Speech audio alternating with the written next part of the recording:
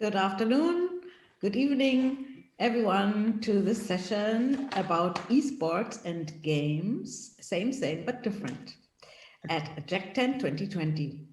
Very happy to have you here, and I have some experts from different parts of the world to discuss what esports is like in their countries and games industries in their countries, how the industry has benefited or perhaps suffered from the pandemic, what are the business models. You get to know it all. So I'm very happy that I have with me from Germany, we are joined by, now I have to pronounce the name correctly, Evangelos Papathanasiou. Thanks for having me. Correct. That was great. Evangelos is the co-founder at the eSports Player Foundation in Germany. Thank you for being with us. Thanks.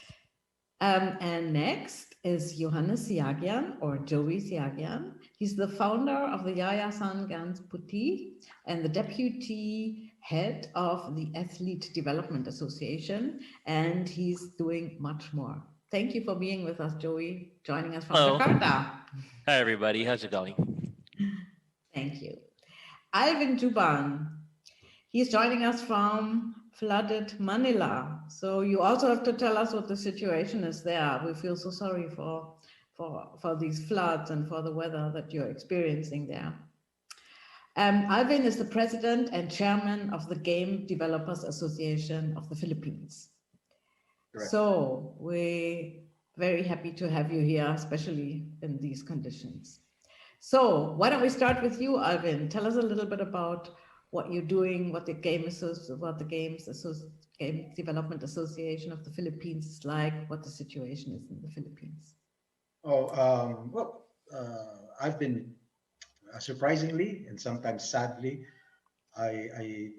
because I've been president of the Game Developers Association of the Philippines for a decade. So I was not the pioneer, but I arrived at the scene at a very, very ideal time. It was a time that a lot of the formality that happened. And I guess being an older gentleman surrounded by a lot of really young people, they took to my age and looked for leadership. And nobody else took the position for 10 years. So we are predominantly we have a service culture in the Philippines in terms of many businesses, especially in IT. And it does cover the game industry as well. So this means we do a lot of service work. Like me, predominantly, my business in games is art production, and a lot of it. I'm one of the lucky ones who have been able to work on small titles and with small companies like PlayStation. And now I'm working with a startup company called Xbox for the last 6 years. And obviously along the way, I've been able to build a lot of mobile games as well. And then through all that experience in terms of production, international exposure, and of course, working with various government agencies to promote, we still believe the game industry in the Philippines is nascent. It is still young. It has a long way to go, and that has been a big bulk of my work. And then eventually, as we all know, game development is here. It was supposed to be a $159 billion industry this year, pre-pandemic. But then it rose during the pandemic. So I don't know how much it is now. And esports is a subset of that. It's a competitive playing of video games in a professional and organized manner. And fortunately for me, I've been involved in that as well. So I was the national team manager during the Southeast Asian Games, where esports was first inserted in a traditional sports setting called the Southeast Asian Games. And Indonesia had the second biggest team behind the Philippines. And that was that was massive. I love the Indonesians. So we are, it is the community of esports. I guess everybody was excited because that was another pioneering effort. And so we had 9 out of 11 countries send teams And what is obviously surprising is there's really no money in the SEA Games. It's all about medals. It's all about carrying your flag. And so, I was able to witness everything and compare, what it is I saw in the development of the production of video games and the sales of video games. Then here comes another industry. And then this industry is very, very competitive. It's very social, very, very online. And both have a lot of room to grow. And I'm just glad I'm on the train riding it. So that's me. Thank you. Since we are in the Philippines and you've already mentioned Indonesia, Joey, would you like to tell us a little bit about who you are, what you do, and the foundation that you've been heading? Yeah. Well, Yayasan Garis Putih is actually a very new foundation. We're still in the final process of getting the documents in order from the government. The COVID situation has slowed things down tremendously. We're actually a youth-oriented organization. Our goal is to help support youth by developing the ecosystem around them. Because Indonesia it doesn't really have a lot for younger people in Indonesia. Like the majority of students or young adults, they spend their time between school, home, and maybe one other place, which is normally either lessons or religious-based. So we're trying to help build the ecosystem around them by giving them access to things they don't have here, like maybe facilities, courses, events to show their talents and skills. We're also hoping to develop into providing counseling services and other support that kids need at this age group, but in Indonesia, it's not readily available. I actually got into esports and gaming a bit differently than a lot of people in the field in Indonesia. So I've been playing games since I was little. I grew up as a gamer, but my main occupation outside of school was actually sports. So I was in basketball and education. And around 5 years ago, when I was still principal at Pescade High School, we founded an esports program. So my background with developing students and developing athletes led me to start doing development programs for esports players. And somehow, I'm not even sure how, I am now deputy head of the PB Esports Indonesia, which is the governing body for esports in Indonesia. And my job currently is to get the team ready to get the medals away from Alvin and his team at next SEA Games. And he's shaking his head. I can see him going, no, we're keeping the medals in the Philippines. No, but, I think Vietnam has better plans, but anyway. Oh yeah, Vietnam has plans. We know they do. But yeah, so I see esports and gaming more as a teaching tool. I have a lot of respect for the field, and I know that a lot of the stuff I have achieved in my career came because of my experiences as a gamer. But I look at esports more as a way to teach students and young adults really important values and lessons about life and the things they're going to need to succeed later on. So that's what our foundation is currently aiming at, and hopefully we get there. Yeah, that sounds very interesting. And that brings me to Evangelos from Germany, who's also heading and was also the co-founder of the Esports Player Foundation. How does that relate to what Joey just said, and what are you doing? Yeah, it's super interesting. Thanks for having me, firstly. We have a vastly different situation in Germany. The German society supports talent wherever possible and supports high achievers wherever possible. And I think that's a very good thing and a very smart thing to do for a society.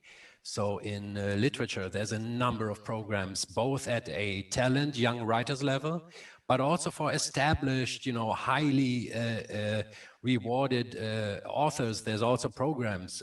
We have this in arts. We have this in music. We have this in science, in politics.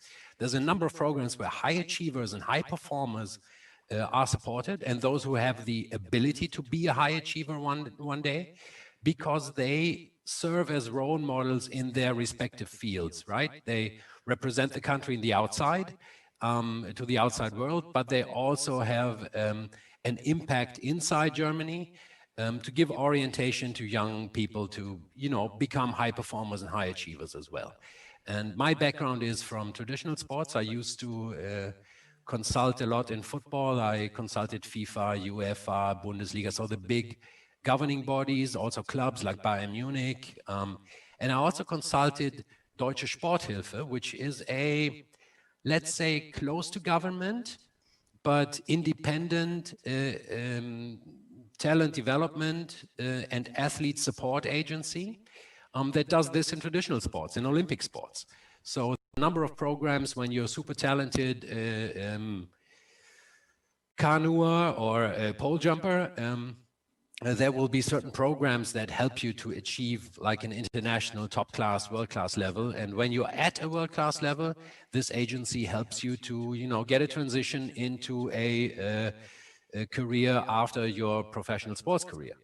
And my co-founder, Jörg Adami, has been of the board of directors of this traditional sports agency for over 10 years. I used to consult him, and at some point we thought, well, why don't we have this in esports, right?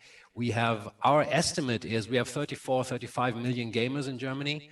Our estimate is that between 8 and 10 million play ambitiously. So they play to win. They don't kill time at the bus stop for 3 minutes of cookie jam. There's 8 to 10 million who want to win, who want to improve, who want to get better, who are not organized in clubs. We have a governing body, the ESBD, but there's not every player is organized there.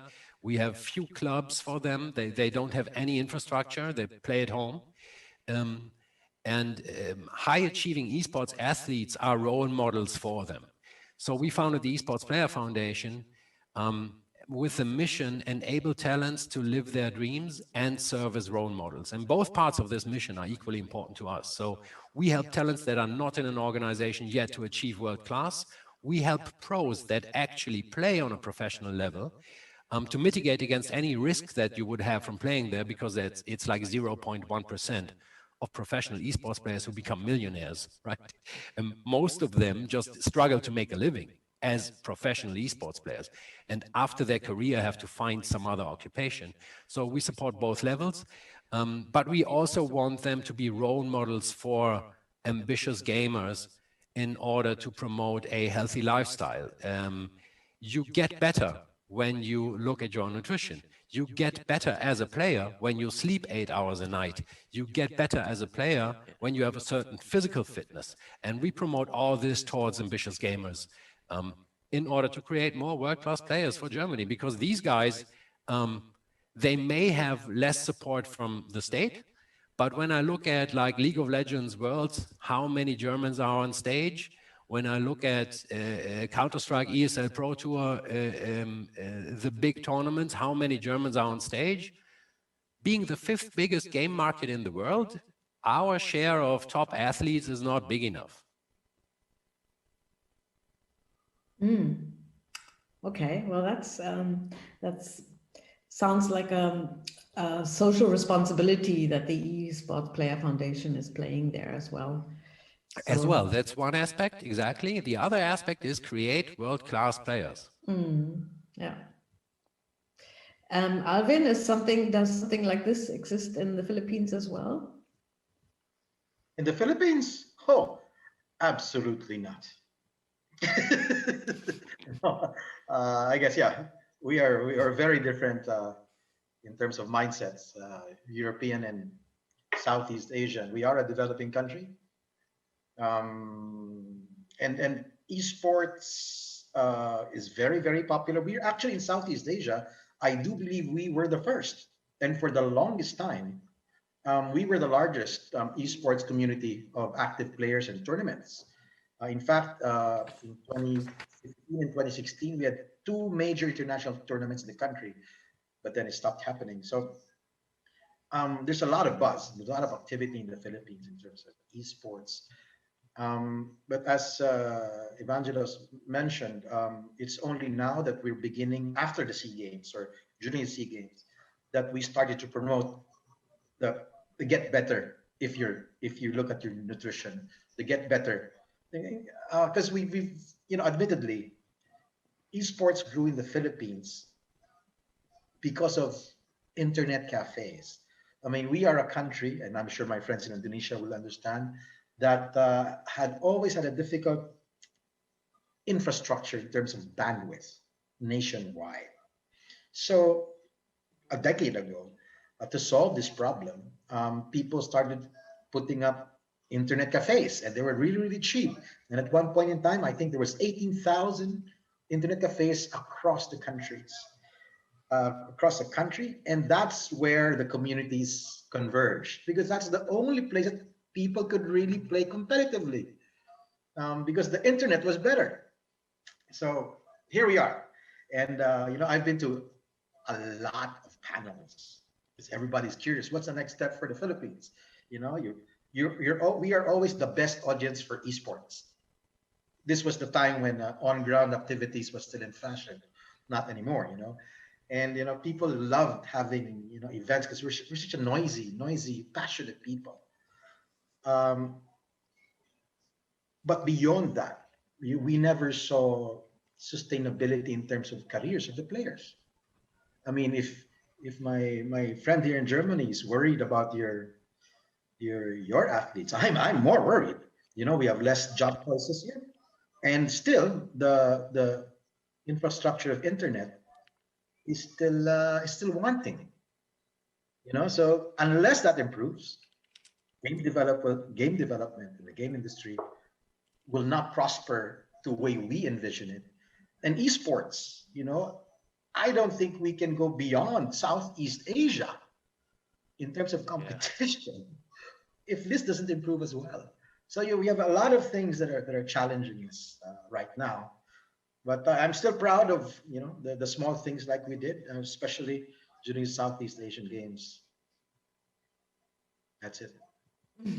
Okay, yeah. I understand that esports is a subdivision of games. Is that can we put it like that? Can we look Yes, at it absolutely. like that? Yes, for sure. Okay, so can you tell us a little bit about the business side of games in your countries? I mean, Alvin, you mentioned a little bit, and Evangelos, you also mentioned the number of players or the number of gamers, number of young people who play games, and also about which age group. I mean, the eSports Player Foundation is more for the younger people, I understand. Is there also something, no, not? Yeah, of course, talents who want to become pros.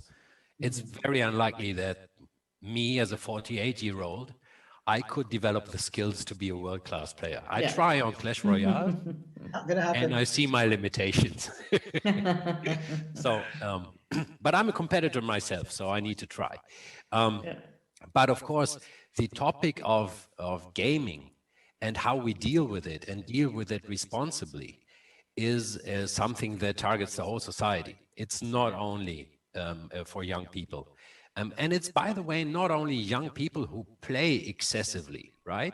So now we get into generations that grew up as gamers. I grew up as a gamer.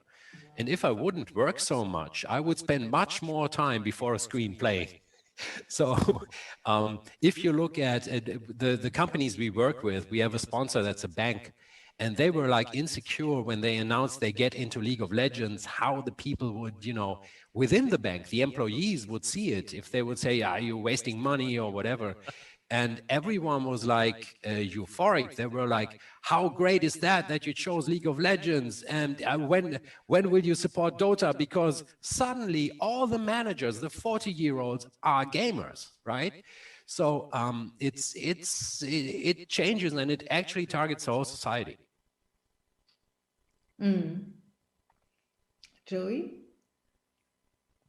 Yeah, with gaming and esports, it's actually something for everybody there. Like my 7 and 9-year-old daughters right now, they play at least 4 or 5 different games actively, starting from anything from Roblox and Among Us to just very simple visual-based games. And as maybe like, I'm not sure if anyone else has kids at a younger age, but with my kids being in elementary school, I'm also starting to see a lot of games which are targeted at learning, like mathematics and words and history. And it's really amazing how fast the kids pick this up. Um, if I'm watching students play in the schools, and normally we would like, if we follow traditional education logic, games get in the way of learning. I was a principal for 10 years. I never once saw any evidence of this at all, unless it was for kids who just didn't do anything but play. But outside of that group, and that's not actually a very big group. Like, people keep talking about how all these kids do is just play. That's not actually true. And the kids who find a way to balance these games, and it doesn't have to be esports titles, it's just anything from puzzles to RPGs to esports titles, they actually show a significant increase or difference between the group that doesn't actually play.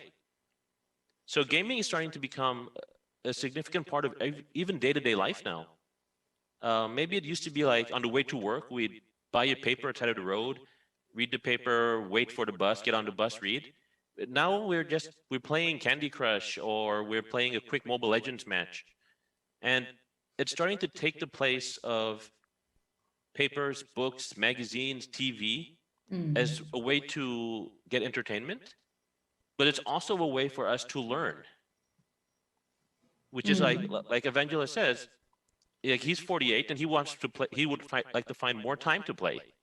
Like, I spent the last hour waiting for the session to start by playing the new Assassin's Creed game. It's Alvin's laughing. So it's actually a really big part, and it's almost like, maybe to tie it into a bit to the theme of Frankfurt Buchmesse, it's almost like it used to be I pick up a book, just read a quick chapter, and then put it down and continue with whatever I was doing. Now it's I turn on my computer, I play one mission in this game, and then continue what I was doing. It's almost the same kind of immersive experience, but with graphics and sound effects. I couldn't agree more, by the way. My daughters are 17 and 19, so I went through this whole Minecraft phase, etc. And always struggling with a wife about the screen time that they have, right? Because she's like, they're killing time there, it's an hour a day must be enough, etc. And I'm like, no, let them play more, let them play more. And when they get a new game, I'm like, look at what they're doing. Both our daughters are top of their class in English, right? Because they connect with international communities. The big one plays Red Dead Redemption, has great friends. The pandemic, they had their Halloween party in Red Dead Redemption, right? 20 of them, one from India, one from the US, one from anywhere in the world, coming together as a group. And now they start bringing this to Discord and to other channels. So they found friends there. But also when they get a new game, I'm always like, look at what they're doing. They're strategizing. They're finding flaws in the system. They're analyzing the game. How can I be successful in this game? They learn to concentrate. They're super stress resistant in action games. They learn so many things that are so valuable. So I'm all for gaming. I'm all against not sleeping because of games, right? There's studies that gamers like to take 2 hours away from sleep to play more.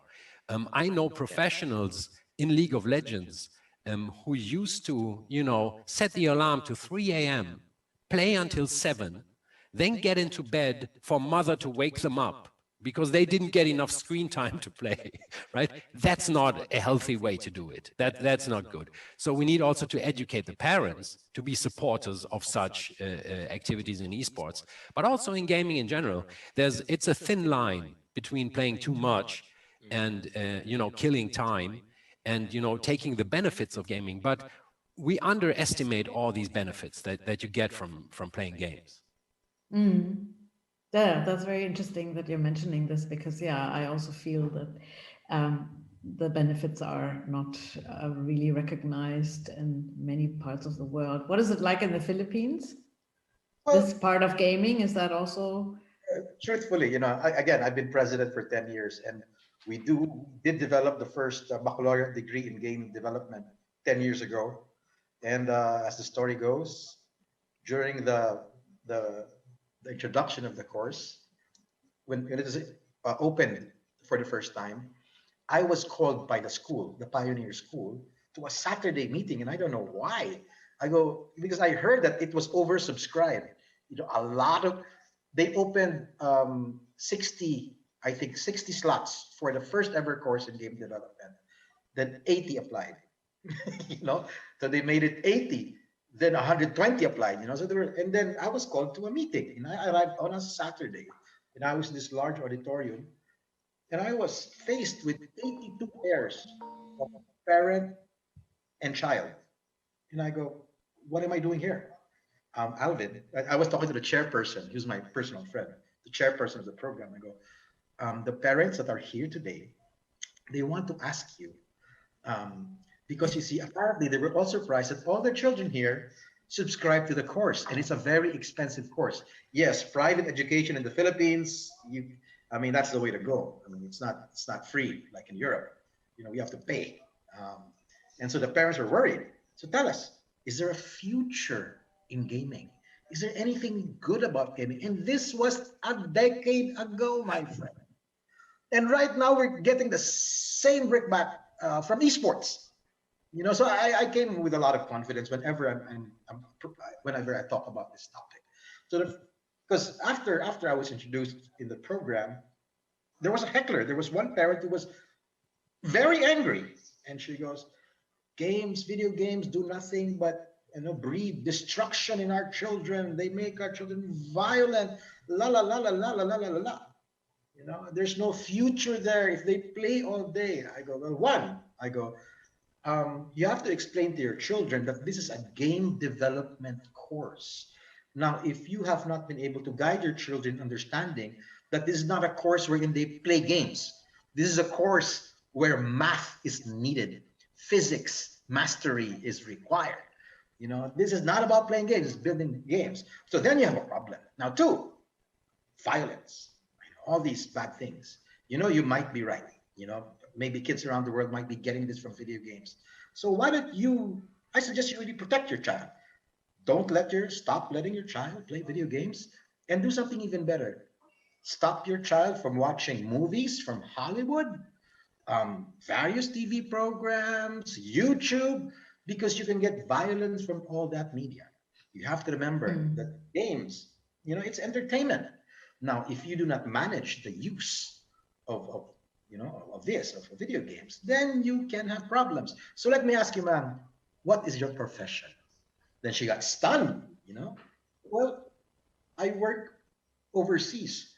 Oh, so you're here on a vacation? She goes, yes.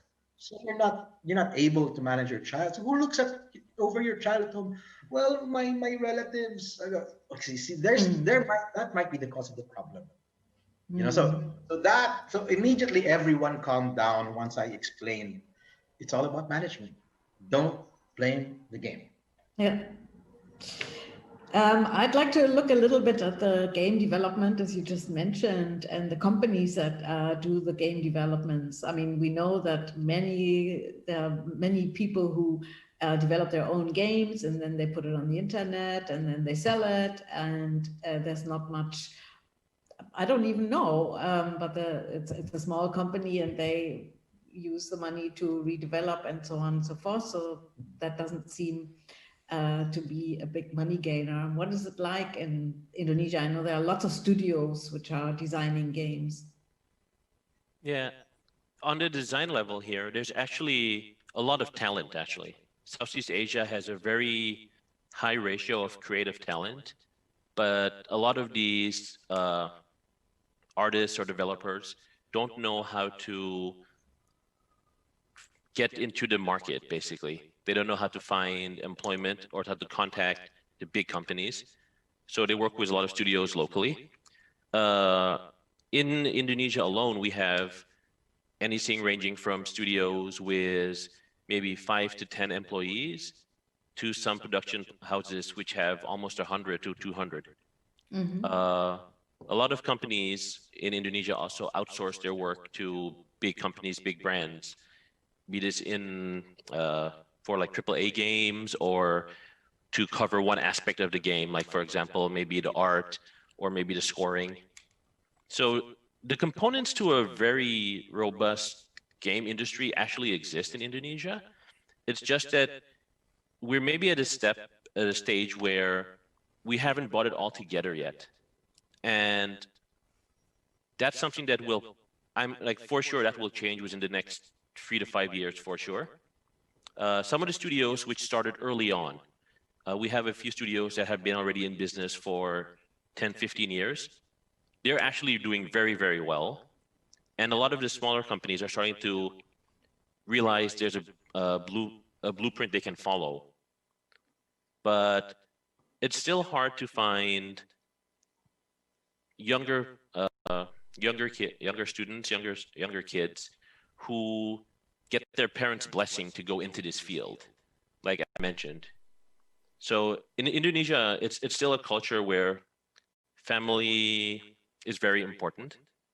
So if, let's say, a high school graduate goes to their parents and says, oh, I want to go into game design, I want to go into art design for games or music scoring for games.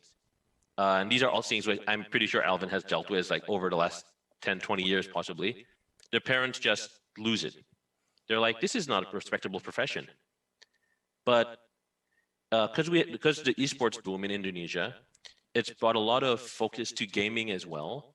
So the whole ecosystem around games, not just the playing, but the production of the events, the content made from games, is starting to gain legitimacy in the eyes of parents, government, schools.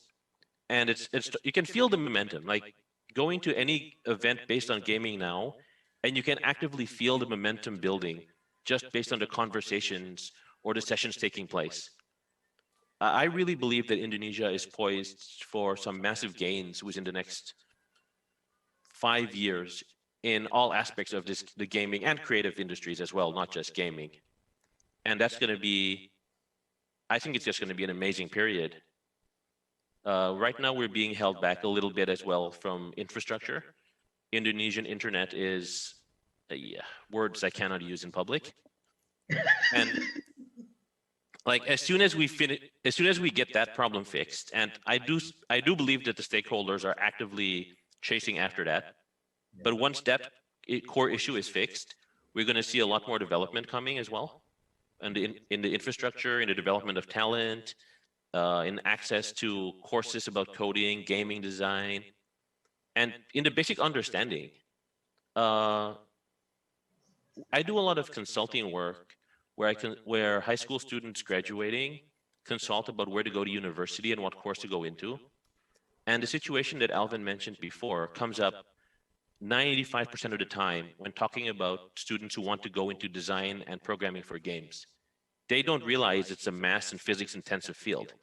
If you don't understand math and physics, you should not even think about going into these fields. And that's just a matter of, it's so new that people don't recognize it yet. But that it's changing by the day. And I think in the next few years, it's going to be a really good period for Indonesian creative industries, gaming, technological design, IT. And I mean, yeah, I'm looking forward to it. I'm really excited. Yeah, and then I mean, there has been quite a lot of development in the creative industries in Indonesia, and we also saw, in the past few years at the different fairs, at the book fair, but also at other fairs, at the game exhibitions and so on and so forth, more Indonesian companies. So that is very exactly. Promising, yeah. What is the international cooperation here? So you said that there's a lot of outsourcing in the art and scoring fields in the game industry. Is it outsourced to Indonesian companies, or is there international cooperation as well? Is it outsourced to the Philippines or India? Most often here, they do work for bigger companies. Like a lot of the studios here, they just I don't fully understand the whole game development process. Alvin's probably more qualified on that. But they break down the different components of what they need done, and just like give part of it to this design studio, the music goes to that studio, the artwork for this character goes over there. And actually, from the people I've talked to, a lot of the bigger studios or the bigger companies who are outsourcing this to Indonesia are actually very careful not to give too much to one place, because they don't want too much information on their overall game getting out to the market or leaking. Because when we have to admit, Indonesia has a bit of a problem with leaking information and stuff like that. Sharing. Yeah, Sharing. Premature sharing. Yeah, this is quite simple. A lot of the business is actually art related. It's mostly art from Indonesia to the Philippines, and we don't really have clients like India or China, because they're our competition. They are purely our competition. So no, we work against them. So definitely, when you say bigger studios, the major targets would be North America, Canada. Well, if you're lucky, Europe. As Evangelist said, I mean, wow, these Europeans, the population might be small, but my God, they can pay. In countries like Indonesia has 250 million people. We, the Philippines, we have 109, 110 million people. We play, but we don't really pay. It's only now that we're need to pay into the economy, because, well, obviously, I think I give a lot of credit to eSports as well. We've begun to accept that we have to start paying for our games. So I've been president for 10 years, so I pretty much know the entire Southeast Asian industry. I have some very, very good friends in Indonesia. You now have an association, and I've been talking with your president, Chipto. I know Chipto. Yep. And we both agree. Since we've been, at this game longer, he fully believes also that, when you look at any video game, 90% of it is visual. It's art. So the business will never disappear. You look at eSports, it's all visual. You have a caster, but behind the caster, it's all graphics. And between the shots, it's all graphics. So art is just growing bigger by the day. Esports becomes more popular, art will be more popular, and so now it becomes a skill-based game. Who are the really good guys? Because these guys, the Europeans, Americans, they'll pay for that, good kind of talent. So, just between us girls, we actually are talking about raising the bar of computer graphics education in both the Philippines and Indonesia, using the same materials, since we're doing it. And we just were slowed down. We were supposed to roll it out nationwide this year, but then this thing called COVID happened. So it was in a pause. COVID's a pain. Yeah, this COVID thing, for both our countries. And then Chipto came in and he heard my story. So yes, we've been in a couple of meetings, and they were going, maybe you guys have a good idea. Maybe we should do it in Indonesia as well. So, Evangelos, you will see a lot. Actually, you'll never know it. I'll have to tell you which games were made in this part of the world, because we're as good as anyone else. Johannes, the latest game that you played, I bet part of that was made in the Philippines by Ubisoft Manila. I know. So we're getting Arvin, I didn't mention it before. We are a not-for-profit as a foundation, and our owner, who owns the institution, is actually the German Association of the Game Industry, which was merged a few years back between the Developers Association and the Publisher and Hardware Association. So in our board of directors and among our owners, as the Association of the Game Industry is the German head of Ubisoft, is the head of EA, etc. And this game association has done an amazing job in lobbying for games, both towards the public, but also towards politics. So in order to get programs for Germany to have more game developers and more studios, because actually you said it, you look to Canada and the US, that's because there's besides Ubisoft, no really huge, big game studio or publisher based in Europe. And that's actually a thing that, of course, Europe thrives to change. It's we want to get on the map in this area. And as you said, I think games, the whole game industry as such has such a global mindset, right? It's not a national thing. If there would be a big, let's say, German studio to raise with a super cool game title, it would be an effort where part of it comes from the Philippines, part of it comes from Indonesia, part of it comes from somewhere else in the world. You can't like sit in your own bubble and do something that's world class. It won't happen again. Games are global. You can't. Yeah. Games are global. And I loved what you just said with, you know, your kids play Roblox and Minecraft and Among Us, etc. It's the same all over the world. We don't have a German Among Us, right? Yeah, exactly. It's the same all over the world. I love this. Yeah, it is fascinating and really good education. Yeah. I wanted to, so who's making the money in this market? First and foremost, publishers. Yeah. Yeah. Oh, okay. Probably second and Because- third also publishers. I mean, it's their intellectual property, and that's the game. That's why you also said it's a thing with leaking information. It's an intellectual property game, Yes. the whole thing. And yeah, if you create a game, great game mechanics, great characters that people love, worlds that people love, actually, it's your intellectual property to exploit. Very similar and that's why we're here. To, you know, movies or anything that comes from creative industries or from cultural industries, and then the whole machine starts, and you have to see, like, if you produce a movie, right? People pay whatever $10 to see it once for 90 minutes. You pay maybe 60 currently here for an Xbox or a PlayStation title, but you play it 90 minutes every day for the next 12 months. And the connection that you have to this world and how immersive it is completely different from what you would have to a movie or to a book. So the impact of this intellectual property on lives of people is much higher. And there's a lot of money to be made there.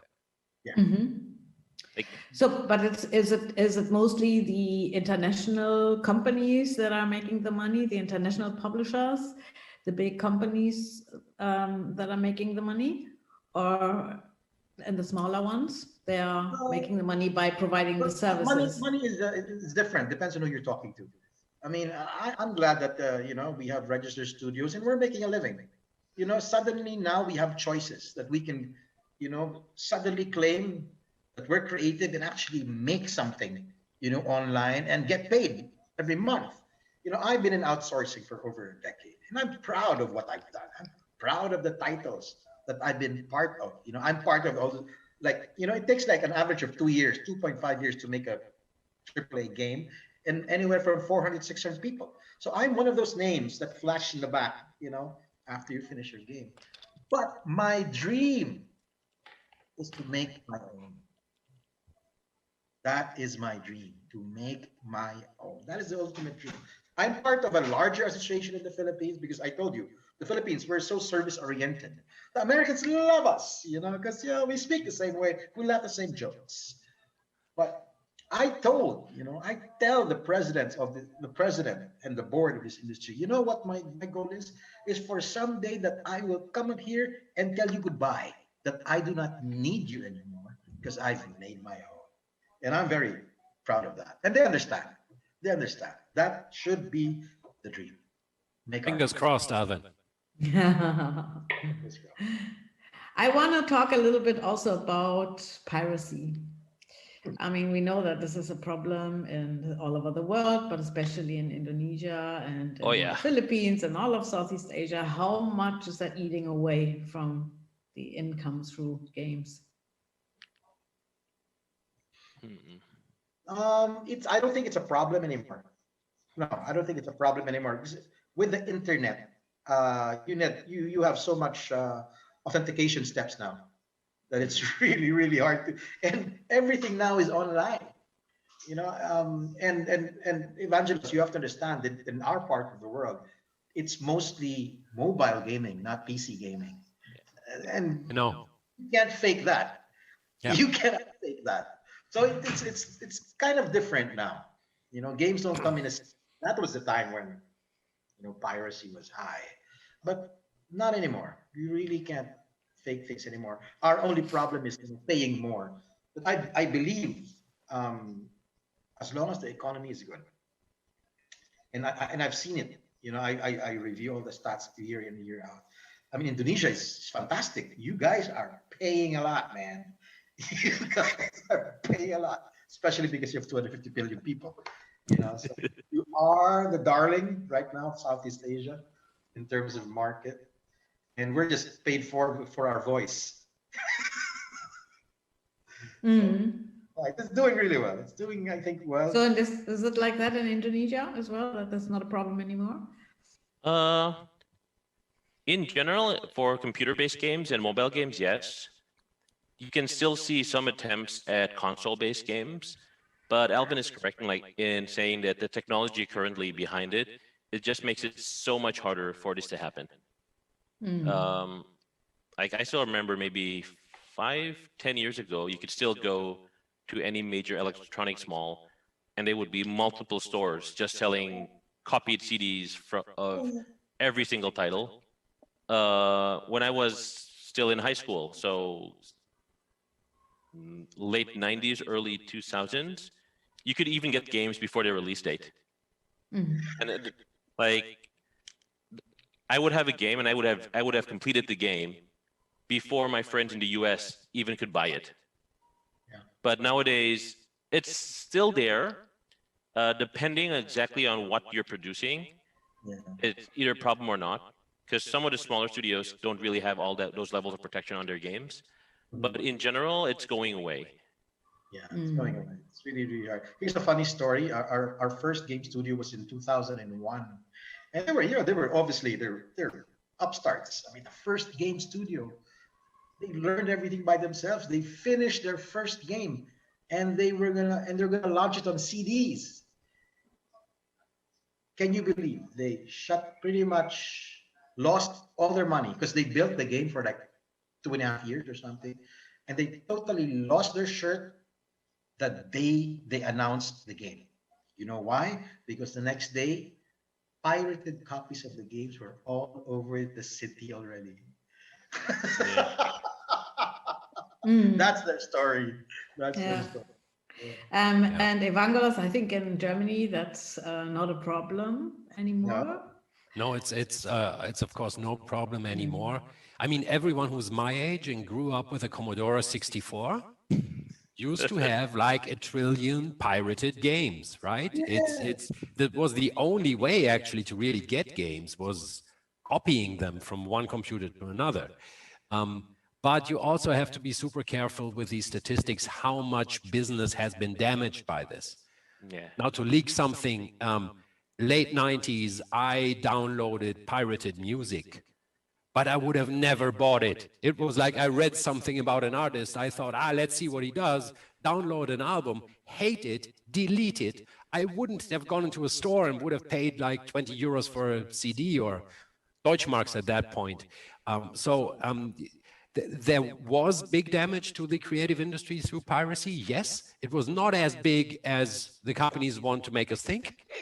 And in games, it gets more and more complicated. We used to go backpacking to Thailand and come back with games, and before the release date. I absolutely agree.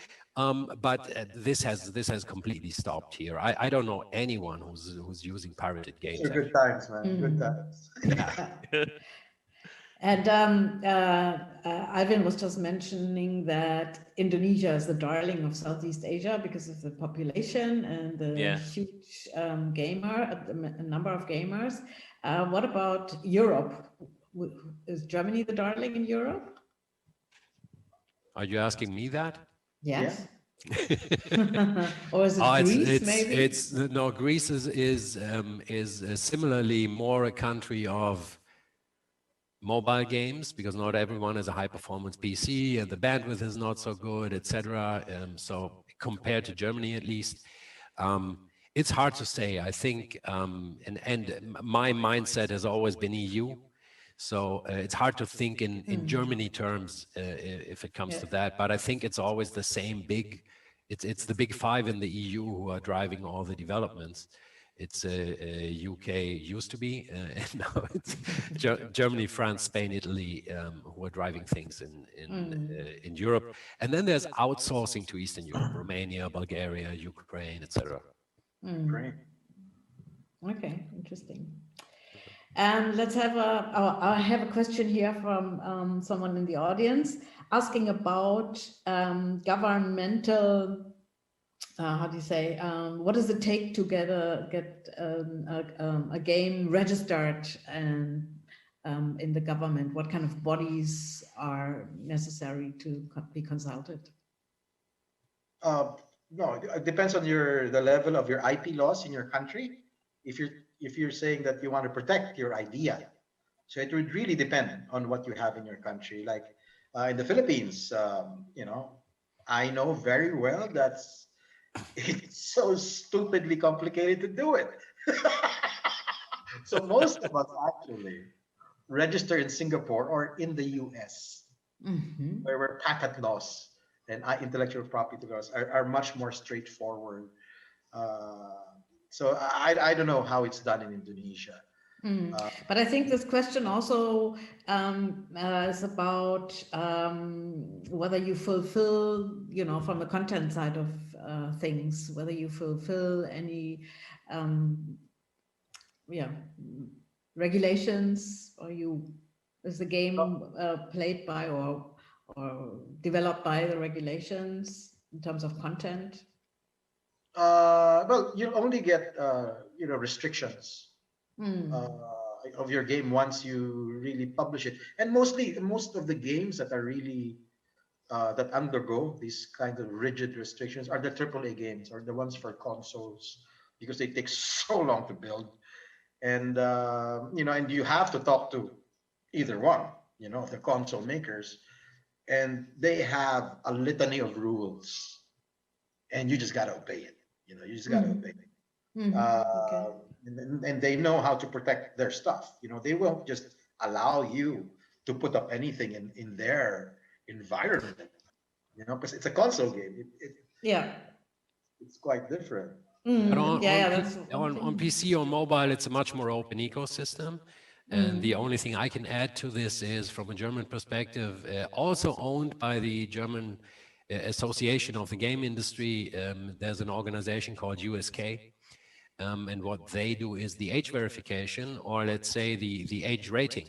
So whenever you publish anything in games, even if it's like a 10-minute preview on Gamescom or something like that, it has to run through them. They check it, and then they give it an age rating. Is it from 18, or is it from 12, or is it free to play for anyone? And so on the packaging or during the download, there will be a sign that says, this is for mature audiences, 16 plus, whatever. That comes from the USK. You can't publish anything here without running it through them. Okay. It's almost like a government agency. Yes. Like government I think that was also the question. Amazing. It's not governmental. Yeah, it's quasi.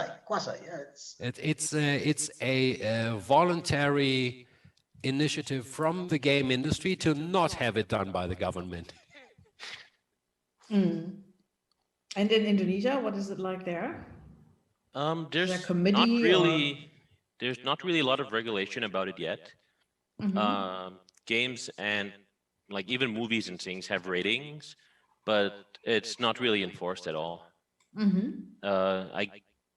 In general, it's considered more a recommendation to parents whether or not to allow their children to follow it. But most parents in Indonesia don't really pay attention to things like this. So you easily have 10-year-olds playing 18+ games, and it's not something that parents are aware of yet. Okay. There's one more question about publishing and, traditional book publishing and games industry. Do a lot of games publishers use stories or characters from books? There are quite a few, yes. Example, Witcher 3. Witcher. Witcher 3. I mean, those were 7 or 9 books from Poland. Yeah, yeah, we do it all the time. You know, do it all the time because as long as I guess the characters and the stories are really inspirational and they're developed well for a global audience. That's one big mistake that a lot of young developers from the Philippines do not understand. You know, some of us are very, very proud as independent developers, and we want to show the world Filipino culture. So we'll build a game, but the thing we build, only Filipinos can understand. So obviously, it fails. So things like that. You must have again. We mentioned it earlier. Games are global. Games are global. So we usually hammer that in the student's head, year in and year out, things like that. Okay. Yeah, and Joey and Evangelos, what would you say to this question? I think a lot of games actually do take from literature and books, but also people don't realize that the reverse also happens. Like if there's a good game with a very good IP, you will see action figures, you'll see books, comics, animation about it. You'll see fan created fiction or stories. So it can go both ways. Like because at the end of it, in the very basic level, a book and a game, it's storytelling. Yeah. And a good story, a really good story will stand the test of time, doesn't really know many borders, and it will continue to almost sort of keep growing itself. At the heart of any really successful game, same as with any really successful book, even fiction, nonfiction, it's a good story.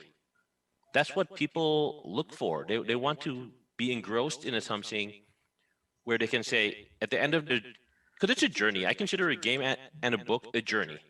At the end of the journey, they want to say, my time spent in this world was well worthwhile. And that ends up becoming, that's where you get the classics. That's where you get the games where 20, 30 years later, even though technology is so far ahead, people still talk about it. Same with books. Yeah. Okay. Well, unfortunately, we're almost at the end of the session.